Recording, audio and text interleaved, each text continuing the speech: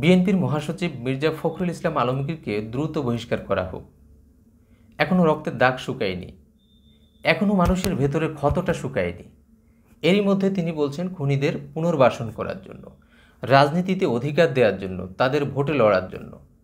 যারা ভোটের অধিকার কেড়ে নিয়েছিল, যারা এদেশের মানুষের উপর গুলি চালিয়েছে, ছাত্র জনতাকে নির্বিচারে হত্যা করেছে, এত মানুষকে যারা হত্যা করেছে, এখনও হাসপাতালের বেডে যারা কাতরাচ্ছে, তাদের এই আত্মনাদের উপর তিনি বলছেন ওই খুনিদেরকে আবার পুনর্বাসন করার জন্য।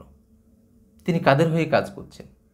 এদেশের মানুষ মাত্র বাক স্বাধীনতা পেয়েছে, এদেশের মানুষ মাত্র অধিকার পেতে শুরু করেছে।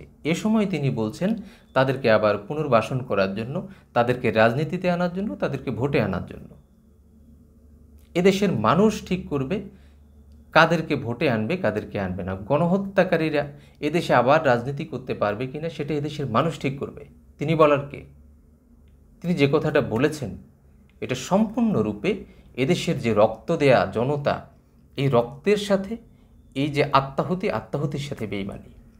তিনি বেইমানি করেছেন, তাকে তার পদ থেকে বহিষ্কার করা হোক।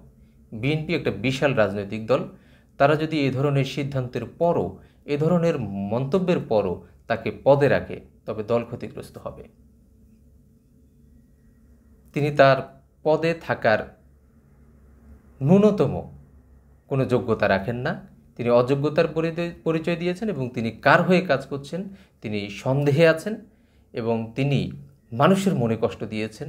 এদেশের শহীদের রক্তের সাথে তিনি বেইমানি করেছেন।